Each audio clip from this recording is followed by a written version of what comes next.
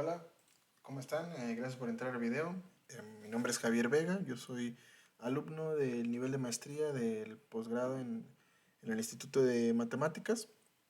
Y bueno, hoy voy a hablarles de la geometría de la termodinámica, ¿no? Entonces, para hablar de eso, pues vamos a tener que revisitar mucho de la geometría de contacto, qué significa la geometría de contacto, y esto nos va a permitir construir las herramientas necesarias para escribir las leyes de la termodinámica y demostrarlas, ¿no? Entonces, bueno, como dijo Vladimir Arnold, todo matemático sabe que es imposible entender un curso elemental de termodinámica. Bueno, él sabe cosas. Y para mí, la geometría de contacto es como uno de los pilares menos conocidos del reino de la geometría, ¿no? Y hemos de empezar en donde siempre empieza la geometría, con la variedad. Y si la geometría riemanniana empieza con la métrica riemanniana y la geometría simpléctica con la forma simpléctica, pues así empezaremos a hablar de la forma de contacto, ¿no? Entonces el primer paso es dejar claro que antes de poder escribir como tal a la forma de contacto y enunciar el clásico una variedad de contacto es una variedad equipada con una forma de contacto, pues debemos ver que la idea proviene de uno, distribuciones no integrables y dos, sistemas mecánicos de dimensión impar con una posible dependencia explícita en el tiempo. Entonces, ¿qué es un campo vectorial? Hemos de entender eso.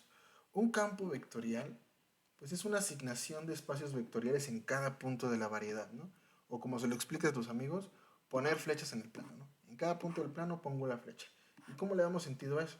Pues vamos a hablar de un campo vectorial, pues es hablar de una función que va de m en el as, ¿no? En el tangente de m. Y básicamente cumple que cuando tú lo compones con la proyección canónica, pues te regresa la identidad, ¿no? La identidad en M. Entonces, por eso siempre te ponen el clásico dibujo de que, imagínate la variedad M aquí y agárrate puntos sobre la variedad, ¿no? Un P1, un P2, un P3 y luego dibuja el as, ¿no? Vamos a dibujar algunas fibras del as sobre los puntos que ya pusimos. Entonces, este sería el as TM. Y pues bueno, la proyección por supuesto es esta, ¿no? El TMNM. Y estas serían fibras de las, ¿no? TP1M, TP2M, TP3M, ¿no? Y tu campo vectorial pues sería algo así. Que ya sobre cada punto base, ya sobre la fibra, pues ya es un vector, ¿no? Digamos XP1, XP2 y XP3. Entender esto es importante porque como estos vectores son tangentes, son de hecho tangentes, pues eso nos permite escribir expresiones locales para los campos vectoriales y van a quedar como combinación lineal de las parciales, ¿sí? Que son como los tangentes, ¿no? Los vectores tangentes. Entonces x1 más 1, 2, 3 más, lo movemos aquí, el a n, dependiendo de qué dimensión tengas, parcial xn, ¿no? Que si utilizas la convención de Einstein, pues lo puedes escribir como a mu parcial x mu, ¿no? Que mucha gente lo abrevia escribiéndolo así, a mu parcial mu. Y ya sobre el punto, ya en la fibra, pues simplemente es evaluarlo, ¿no? A mu parcial x mu evaluado en el punto P, ¿no? Y eso ya es un vector. Entonces, pues es un campo vectorial. Por supuesto, un campo vectorial puede pensarse como tangente a curvas, ¿sí? Es decir, estas flechitas te van a definir una familia de curvas. Tú lo que tienes que hacer es que la curva vaya siguiendo las flechas de manera que en cada punto sea tangente. Entonces, eso te va a construir una familia de curvas y tú puedes pensar en partículas que van siguiendo esa curva, ¿no? Entonces serían las trayectorias de la partícula y en cada punto la flecha sería, que es tangente, sería la velocidad de la partícula en ese punto para un momento t y es por eso que estas curvas solemos parametrizarlas en el tiempo, ¿no? De hecho es lo que vamos a hacer. Digamos que hagamos una curva parametrizada por la ecuación x mu de t. Entonces, el gamma es una curva integral del campo x si solo sigues una solución del sistema de ecuaciones diferenciales que está escrito. O sea, Los campos vectoriales te definen curvas, que son curvas integrales, si solo si son soluciones de alguna ecuación diferencial, ¿no? Y pues aquí les voy a dar algunos ejemplos de los clásicos campos vectoriales. O sea, tienes aquí, por ejemplo, el campo vectorial que sale, que es la suma de x parcial x más y parcial y, el que sale, ¿no? Luego tienes el que evita el centro, digamos, que sería la resta, x parcial x menos y parcial y. Y luego tienes el que gira, el que da vueltas, que es la resta cruzada, le digo yo, y parcial x menos x parcial y. Entonces, eh, para el ejemplo, si tú te agarras un campo vectorial definido por y parcial x menos x parcial y, pues las curvas integrales son circunferencias, obviamente. ¿Sí? Y se verifica que el campo aplicado a esa curva se anula, o sea que el valor de la curva no cambia a lo largo del campo de x. Y esto implica que si tú te agarras un campo x gorro, que sería como un múltiplo de x para alguna función h, pues entonces la curva también anula el campo x gorro. O sea que si xp es tangente a una curva gamma que pase por p, pues hp xp también es tangente. Y por supuesto, xp no es igual que hp xp, pero sí viven en el mismo subespacio del TPM, del tangente a m en el punto P, o sea, una fibra de las. Y esto nos permite generar una colección de subespacios, ¿no? Simplemente en cada punto P te agarras uno de estos subespacios y básicamente eso va a ser un subas, ¿no? Porque es una colección de subespacios de las. Y ahora vamos a definir lo que es una distribución con esta idea. Una distribución de, de una variedad m de dimensión d y d va a ser más chiquita que n, es una colección de subespacios de p's de los tangentes en p, ¿sí? Que dependen suavemente para cada p en m. Entonces, básicamente te fijas en el tangente en cada punto, te agarras un subespacio y con esa colección vas a construir una distribución, ¿no? ¿Y qué significa que dependen suavemente en p? Pues que cada subespacio puede ser localmente dado por un conjunto de campos vectoriales. O sea que si tú te paras en un punto, eh, vas a poder utilizar los campos vectoriales para generar el subespacio, ¿no? Y esto lo podemos ver con un dibujo. Entonces, aquí me agarré algunas flechas y la curva, ¿no? Que definen del campo vectorial que gira, ¿no? Entonces, el tangente, aquí tienes a R2, ¿no? Entonces, R2, ¿quién es el tangente de R2? Pues es R2 otra vez. ¿Eso qué quiere decir? Que en cada punto del plano de R2 tienes una copia de R2, ¿no? Entonces en cada punto tienes una copia. Y yo lo que estoy haciendo es agarrarme el espacio generado por esta flecha, ¿no? Que el espacio generado por esta flecha pues es esta línea. Entonces, ese sería el subespacio que me voy a agarrar. Entonces, lo puedo pensar también en R3. ¿Quién es el tangente de R3? Pues es R3 otra vez, ¿no? Entonces imagínate el campo vectorial dado por esta esfera y yo lo que estoy haciendo es agarrándome estas dos flechas en particular. Que si yo pienso en X, Y y Z, pues entonces esta flecha es la parcial X y esta flecha es la parcial Y. Entonces, como ya dijimos, en cada punto el tangente es una copia de R3, ¿no? Entonces en cada punto tengo mi copia y lo que estoy haciendo es agarrándome el subespacio generado por estos dos, que va a ser un plano, ¿no? O sea, un subespacio del tangente. Que si te fijas en estos dos ejemplos, fue de codimensión 1. O sea, estás agarrando un subespacio de dimensión 1 menor que la máxima. ¿Sí? Eso va a ser importante porque nos va a ayudar a definir hiperplanos, ¿no? Entonces, ¿qué es lo que decimos, no? Aquí está. La noción de distribución que acabamos de dar es justo lo que se necesita para extender el concepto de curvas integrables a variedades, ¿no? Entonces, en lugar de hablar de curvas integrales, voy a hablar de subvariedades integrables. ¿Y qué es una distribución integrable? Para empezar a darle sentido a esto, pues imagínate una subvariedad, agárrate una subvariedad y vas a decir que es integrable si el tangente en P de esa subvariedad es un subespacio de la colección D, ¿no?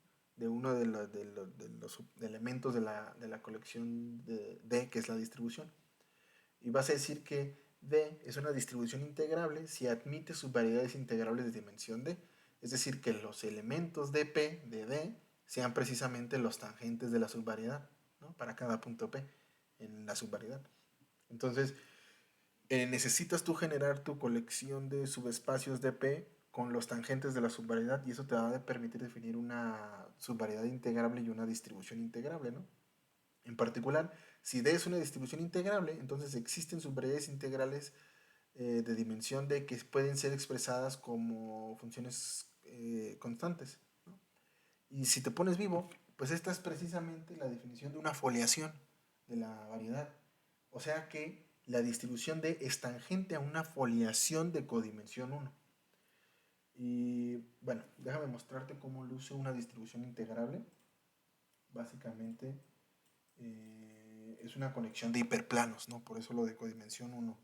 Entonces tu distribución integrable generada, en este caso por el parcial x y el parcial y, pues se ve así, ¿no? Esta colección de hiperplanos. Ahora, una distribución no integrable, pues una distribución que no sea integrable se llama no integrable, y una distribución que esté tan lejos como sea posible de ser integrable, pues se va a llamar maximalmente no integrable, ¿no? Esta definición la podemos precisar usando el lenguaje de formas diferenciales. Pero antes, quiero que notemos que evadir la condición de integrabilidad, que es la que vimos anteriormente, pues obliga a que las subvariedades sean como más de dimensión d-1. Y el requisito de ser maximalmente no integrable impone una limitación de la dimensión máxima que pueden tener las subvariedades. O sea, si tú quieres alejarte de la integrabilidad, digamos, vas a tener una limitación sobre la dimensión de las subvariedades que puedes tener, ¿no? En la distribución. Y eso se traduce en el lenguaje de formas diferenciales. Entonces, 3 puntos. La condición de integrabilidad puede ser reescrita considerando que para todo PNM una uniforma eta tal que la colección de subespacios sean los ceros de esa forma, o sea, el kernel.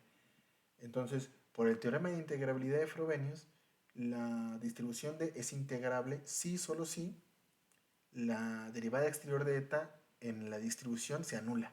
O equivalentemente, o sea, esta condición se puede escribir así, ¿no? Que el cuña de eta con la derivada exterior de eta es cero, ¿no? Y la no integrabilidad, que déjame mostrarte cómo se ve una no integrable. O sea, si esta es una distribución integrable, esta es una distribución no integrable, ¿no? Y básicamente tienes esta es la clásica imagen que te ponen, es como esta colección de hiperplanos que hacen un giro, ¿no?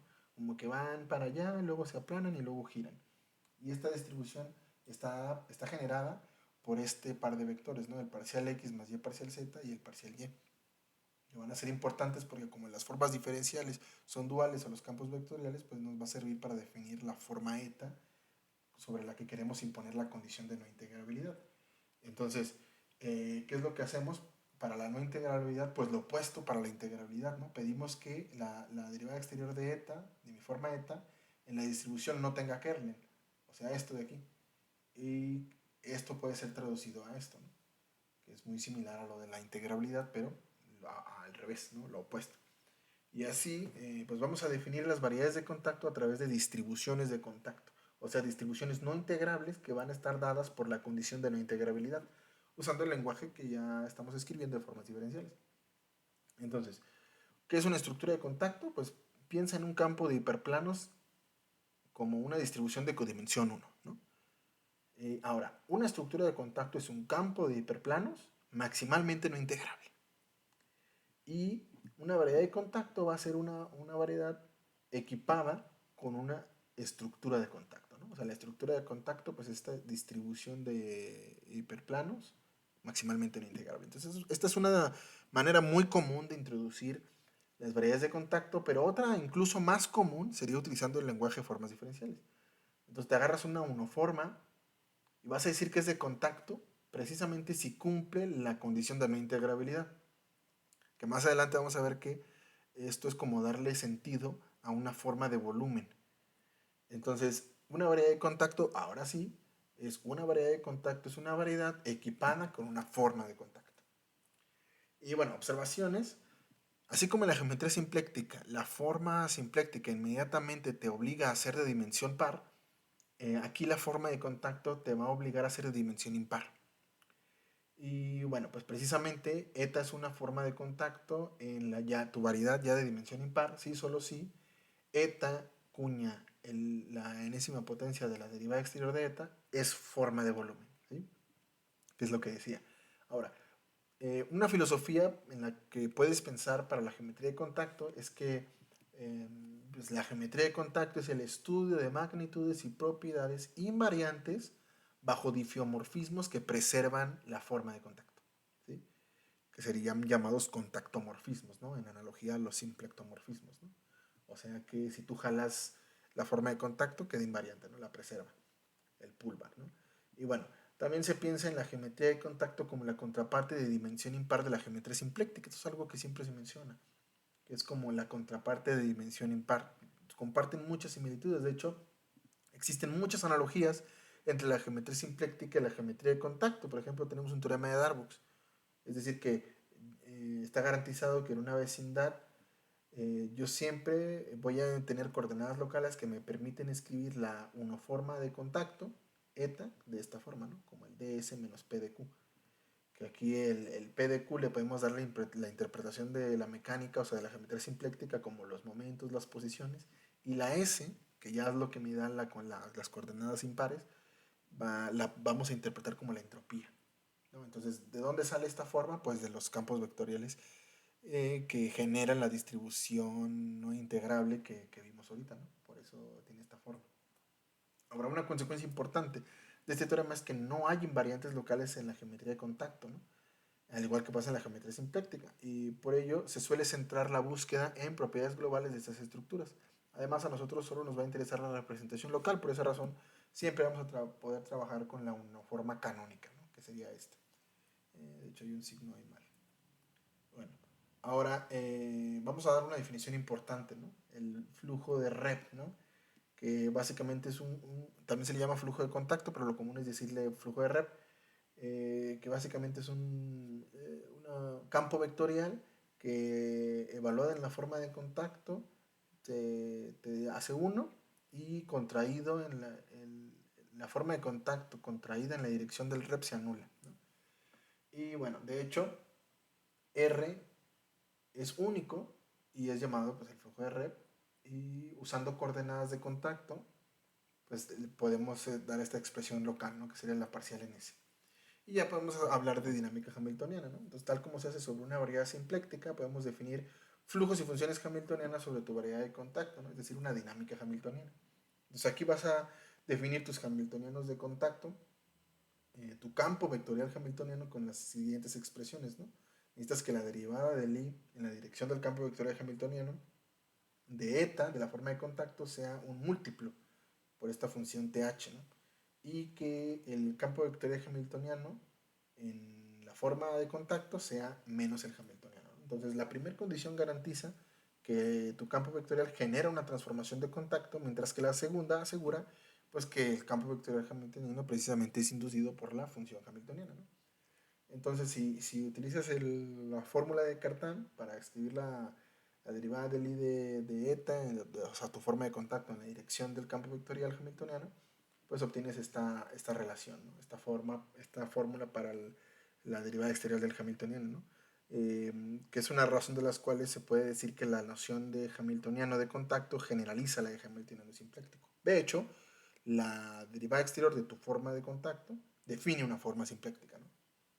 Ahora, de la ecuación anterior, ya que tienes una expresión para DH, le metes el rep, utilizas la definición del rep, del flujo de rep, y te das cuenta que tu TH no es cualquier función, es el rep aplicado al hamiltoniano, ¿no?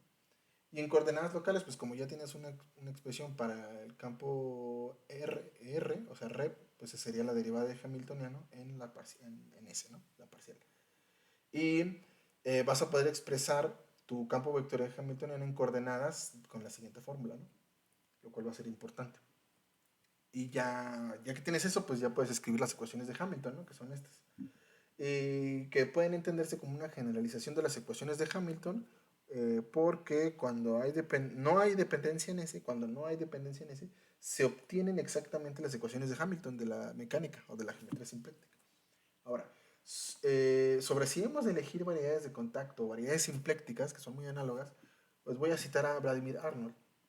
Las relaciones entre las geometrías simplécticas y de contacto son similares a aquellas entre el álgebra lineal y la geometría proyectiva. Primero, las dos teorías relacionadas son formalmente más o menos equivalentes. Todo teorema de geometría simpléctica puede ser formulado como un teorema de la geometría de contacto, y cualquier afirmación en geometría de contacto puede ser traducida al lenguaje de la geometría simpléctica. Siguiente, todos los cálculos se ven algebraicamente más simples en el caso simpléctico, pero geométricamente las cosas son usualmente mejor entendidas cuando son traducidas al lenguaje de la geometría de contacto. Por ello, uno es aconsejado para calcular simplécticamente, pero preferiblemente pensar en términos de la geometría de contacto. Interesante. Y bueno, aquí un ejemplito, el Newton amortiguado.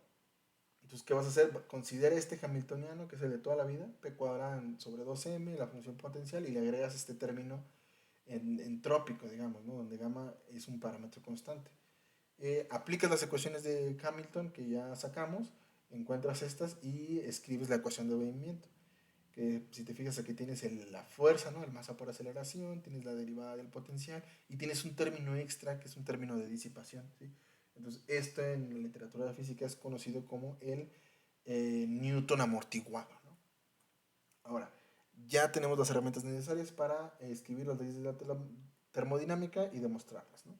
Entonces, empecemos por notar que para el campo vectorial hamiltoniano, que aquí te lo vuelvo a poner, pues al aplicarlo al hamiltoniano no se anula, ¿no? ¿Sí? Te sobra este menos h, que como tienes aquí el rep, pues ya haciendo las cuentas te quedaría que el xh, que aquí es x sub h de h, es menos el rep aplicado a h por h, ¿no?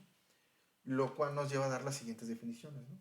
Entonces, acuérdate que el bemol te lleva de campos vectoriales a formas diferenciales, entonces lo defines de la forma más natural en este contexto, que sería utilizando la fórmula que habíamos visto anteriormente, y va a cumplir que el bemol del rep es la forma de contacto, ¿no?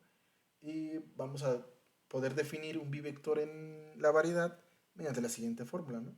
Y pues acuérdate, un bivector que hace, come formas diferenciales y entrega funciones, ¿no? Entonces, aquí lo defines utilizando todo lo que ya vimos, y en coordenadas locales la expresión quedaría de esta forma, ¿no? Ahora, como ya tienes esta definición, pues eso nos permite escribir el hamiltoniano como el bivector, como una contracción del bivector en la derivada exterior del hamiltoniano menos el HR, lo cual es precisamente lo que buscábamos, porque si te fijas, el hamiltoniano no anula el campo vectorial hamiltoniano, sino que te queda menos RH, ¿no? ¿Por qué? Porque sobra este menos H aquí. Entonces, ¿qué haces? Se lo restas y ya te queda, ahora sí se va a anular. Entonces defines el campo vectorial de evolución, que es una definición que dieron Simos, León, Balcázar y Martín Diego en 2020 en su artículo, que lo pueden encontrar en las referencias. Lo defines como esta contracción del bivector en DH, ¿no? Que en coordenadas locales se va a escribir así. Y si te fijas, ya no te sobra el menos H. Y ahora sí, el hamiltoniano anula el campo vectorial de evolución, ¿no? Y también la contracción en la dirección del campo vectorial de evolución de tu forma de contacto también se anula. Ahora sí, las leyes de la termodinámica, pues, ¿qué es lo que decimos? Que las curvas integrales del campo vectorial de evolución satisfacen la primera ley de la termodinámica, que es la conservación de la energía, y la segunda ley de la termodinámica, que nos dice que la entropía de un sistema cerrado siempre crece, ¿no? Para demostrarlo, pues vamos a empezar considerando la forma de contacto canónica, que ya dijimos que siempre se puede, y defines este operador delta, que así como la evolución es como una contracción en DH, este va a ser menos una contracción en DS, ¿no? Que en coordenadas locales sería expresado así. Y vamos a dar el hamiltoniano con la siguiente fórmula, que aquí estoy utilizando una métrica riemanniana, que es algo que siempre puedo hacer, eh, pero nota que es el hamiltoniano de toda la vida, ¿no? O sea, este sería como la energía cinética, este sería la energía potencial, solo que lo estoy expresando con una métrica riemanniana, ¿no? Y bueno, pues aquí ves una función que depende de Q y S, ¿no? Su función potencial. Y al sustituir en las expresiones locales, que por eso fue importante ir dándolas, y hacer la cuenta, pues como el delta H siempre va a ser mayor o igual que cero, obtenemos que, como ya dijimos, el hamiltoniano anula el campo vectorial de evolución, y esto es equivalente a que la derivada del hamiltoniano en el tiempo es cero, por eso se le llama campo vectorial de evolución. Y el campo vectorial de evolución aplicado a ese, que lo interpretamos como la entropía, te, te da igual a delta H, ¿no? por eso también fue importante definir este operador delta, ¿no? Y pues eso se interpreta como la derivada, o sea, es equivalente a la derivada de la entropía en el tiempo, que es igual a delta H, que ya dijimos que es mayor o igual que cero, ¿no? Entonces ya con eso quedan demostradas. Y bueno, aquí rapidísimo voy a terminar con este ejemplo, que es la ley del gas ideal. O sea, básicamente lo que nos dice este ejemplo es que si tú quieres aplicar este formalismo de la manera correcta, o sea, no tienes que estar a fuerzas con las coordenadas SQP, que sería como la entropía, posición y momentos, ¿no? Lo que tienes que hacer es una correcta interpretación y una correcta identificación de las variables que necesitas para definir tu sistema termodinámico. Entonces, aquí yo hago que mu corra de 1 a 3 y tengo estas tres, que serían entropía, volumen, número de moles, y aquí tengo estas otras tres, que sería temperatura, presión, y este sería el clásico potencial químico, ¿no? Y esta sería la energía interna del sistema, que ahora sería la S. Entonces, lo que haces es una correcta identificación e interpretación de tus variables para definir tu sistema termodinámico.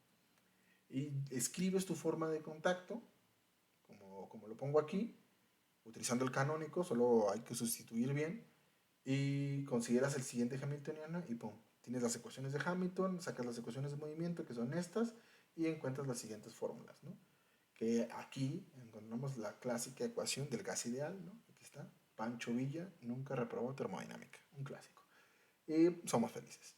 Entonces, pues aquí está, es lo que quería contarles. Me extendí un poquito y pues los comentarios sobre cuantización ya ni de chiste me da tiempo de hacerlos, pero si nos vemos en vivo en la sesión de geometría diferencial del Congreso Nacional, pues podemos discutirlo, ¿no? Y bueno, espero haber sido claro, explícito, y si hay cualquier comentario o duda, pues me lo pueden hacer saber, ¿no? Pues aquí les dejo las referencias, muy buenas referencias para introducirnos a estos temas, y pues muchas gracias.